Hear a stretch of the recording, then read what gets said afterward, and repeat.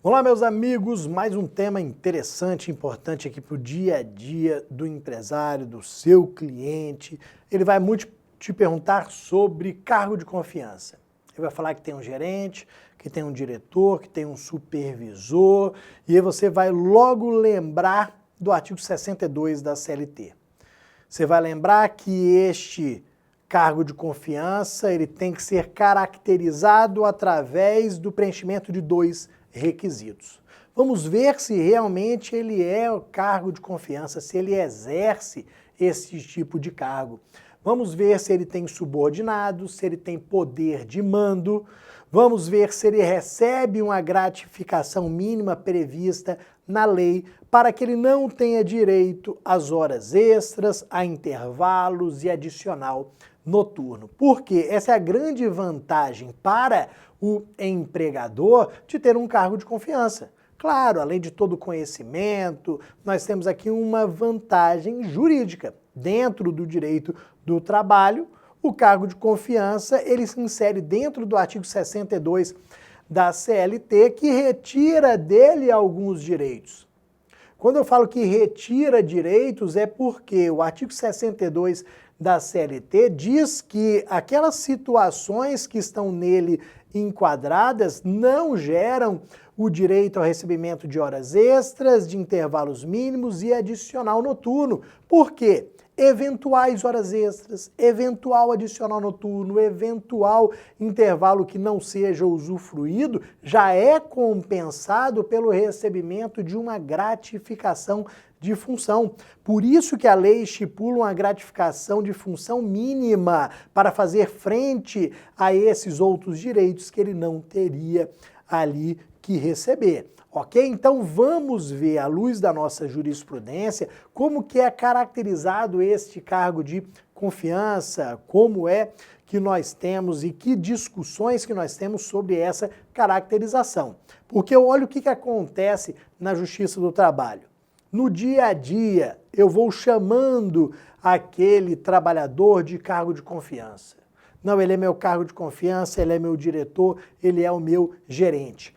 Depois, ao término do vínculo de emprego, este mesmo trabalhador vai à Justiça do Trabalho para dizer que não era cargo de confiança, que não se enquadrava no artigo 62 da CLT e que por isso tem direito de receber todas as horas extras, um caminhão de horas extras, porque ele trabalhava mais do que 8 horas diárias, mais do que 44 horas semanais, quer também a indenização pelos intervalos não usufruídos, porque tinha dia que ele almoçava em 15, 20 minutos, 30 minutos, e ainda o adicional noturno, pois de vez em quando trabalhava depois das 22 horas. E vejam, horas extras e adicional noturno, nós temos duas parcelas com natureza salarial. Aí o que significa dizer que a empresa está sendo condenada ao pagamento de uma parcela salarial? Esta parcela, o valor desta parcela vai refletir em outras verbas trabalhistas. São aqueles reflexos que nós tanto falamos em direito do trabalho. Então, ser condenado ao pagamento de horas extras significa também ter os seus reflexos em 13º, em férias, em FGTS, em INSS, isso dos últimos 5 anos. Então pensa numa condenação de um vínculo um pouco maior, em que o empregado consegue demonstrar que não era cargo de confiança e aí a Justiça do Trabalho condena as horas extras dos últimos 5 anos, adicional noturno dos últimos 5 anos, com todos esses reflexos. Às vezes uma condenação dessa coloca a empresa numa situação financeira extremamente difícil, com penhora dos seus bens. Então é por isso que nós temos que saber caracterizar com certeza se ele é cargo de confiança ou não, para nós não corrermos este risco. Vamos aqui para o nosso texto, o que nós colocamos aqui. Vamos lá, meus amigos. Cargo de confiança. Quais são os requisitos para essa caracterização? Quando é que o meu supervisor, o meu gerente, o meu diretor, eles serão realmente chamados de cargo de confiança à luz da CLT? Porque nós sabemos que de nada adianta o crachá o cartão, o nome, a assinatura de e-mail falando que é gerente, que é supervisor, que é diretor.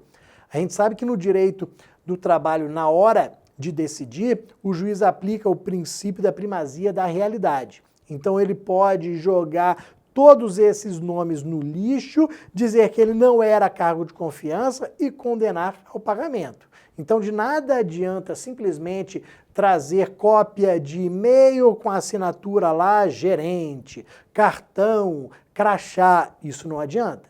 Nós temos que fazer outras provas no processo. Quais seriam essas outras provas? O que você, na qualidade de advogado, vai pensar? Eu tenho que caracterizar o cargo de confiança através da demonstração de um poder de mando. Então, o que seria o poder de mando? Há perguntas que vão sendo formuladas. Será que este diretor ele tinha autonomia? Ele podia contratar? Ele podia demitir?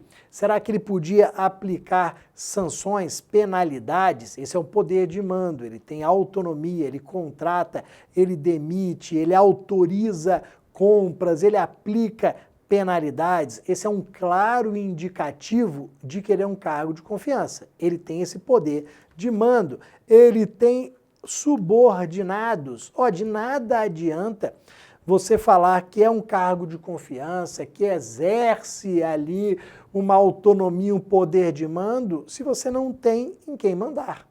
Você não tem subordinados. Então, eu quero no processo demonstrar essa autonomia, essa liberdade, esse poder de mando, vou demonstrar que ele tinha subordinados, então realmente ele comandava uma equipe. Se ele tem poder de mando, se ele tem subordinado, se ele tinha essa liberdade para atuar, ele provavelmente é um cargo de confiança, ele se caracteriza como um cargo de confiança. Tudo bem, não basta isso. Por quê? Eu posso ter aquele gerente que tenha poder de mando, tenha subordinados, mas não se enquadre dentro do artigo 62 da CLT, que é a grande vantagem para o empregador aqui.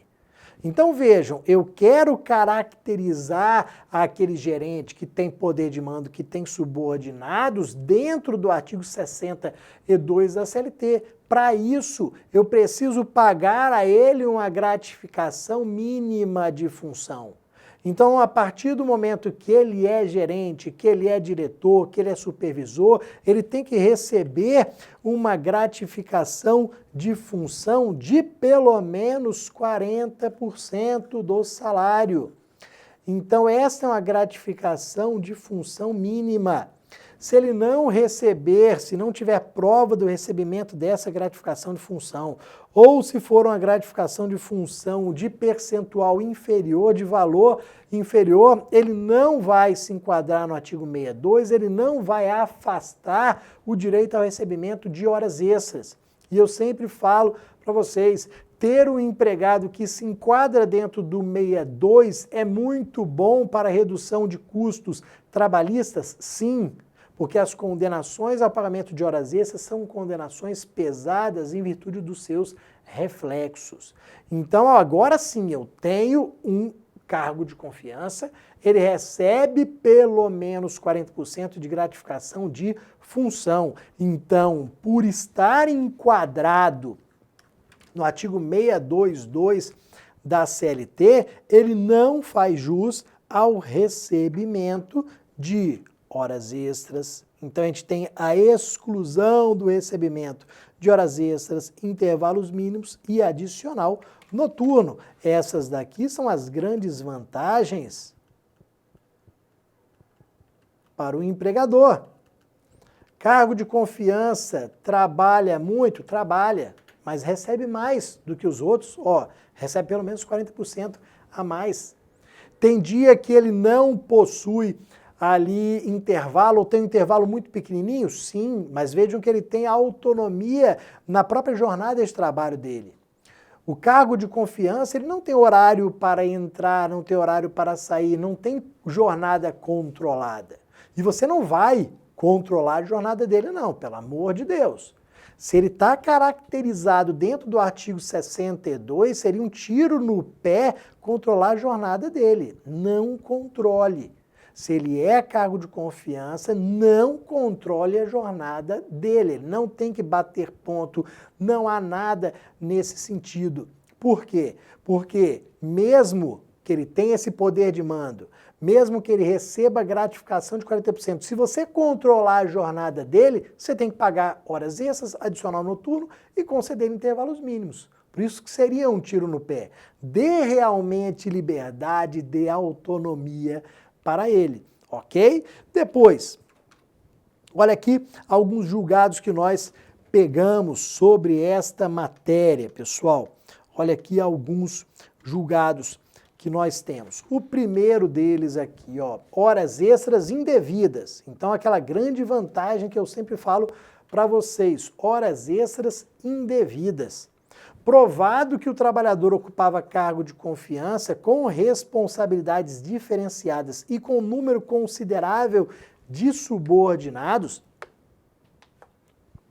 não são devidas as horas extras pleiteadas, na medida em que configurada a ocorrência da hipótese prevista no artigo 62, inciso 2º, ó, TRT de Santa Catarina, 2020. Então, ó, responsabilidades diferenciadas, autonomia, número considerável de subordinados. Outro julgado pra gente, ó, caracterização do cargo de confiança, que é muitas vezes a disputa que a gente tem, como eu disse para vocês. O empregado indo à Justiça do Trabalho, com base no princípio da primazia da realidade, para tentar provar que só era cargo de confiança no papel, no cargo ocupado, mas que não era no dia a dia. Então, como é que nós vamos caracterizar este cargo de confiança? Olha esse julgado interessante aqui que eu peguei para vocês, pessoal. Vamos aqui, ó, TRT, terceira região, que é de Minas. Para caracterização do cargo de confiança do artigo 622 da CLT, não basta a fidúcia, ou seja, a confiança básica prevista em todo o contrato de trabalho, não. Sendo necessária a presença de elementos objetivos relevantes, traduzidos no desenvolvimento de tarefas que realmente diferenciam o empregado dos demais trabalhadores, conferindo-lhe posição estratégica na organização empresarial e relativa à autonomia no exercício dessas tarefas diferenciadas. É por isso que no início eu falei para vocês, ó, ele pode contratar, ele pode demitir, ele pode adquirir bens e serviços, assina contratos, aplica penalidades. Vejam que aqui eu tenho essas atividades diferenciadas, por isso que ele é caracterizado como um cargo de confiança. Olha essa outra que eu trouxe aqui para vocês, uma última para vocês, ó, gratificação de função. O que nós temos sobre ela? O empregado não pode exigir do seu empregador o pagamento de gratificação de função, ainda que exerça cargo de gestão com múltiplas responsabilidades. Por ausência de previsão legal, uma vez que o artigo 62, parágrafo único, além de não impor o pagamento da gratificação, apenas estabelece critério de ordem objetiva para a exclusão do exercente do cargo de confiança do capítulo de duração da jornada de trabalho, TRT Primeira Região, Rio de Janeiro, final de 2019. Olha que interessante isso daqui, pessoal. Eu empregador, eu empresário, não sou obrigado a pagar a gratificação de pelo menos 40%. Não sou obrigado. O julgado está falando que ele não pode me obrigar a pagar. Só que vamos lá, é bom pagar? Óbvio que sim. Eu pago uma gratificação de pelo menos 40%, que é o que está previsto em lei, e excluo aquele empregado do capítulo sobre duração de jornada. Por isso que eu não pago horas extras, não pago adicional noturno e eu não pago ali, não tenho que conceder os intervalos mínimos. Então, se a gente coloca na ponta do lápis ali, vale a pena efetuar o pagamento da gratificação para excluir esses outros direitos. Então, ó, julgado bacana, interessante aqui do nosso TRT do Rio de Janeiro, TRT Primeira Região. Daqui a pouquinho eu volto. Tchau, tchau.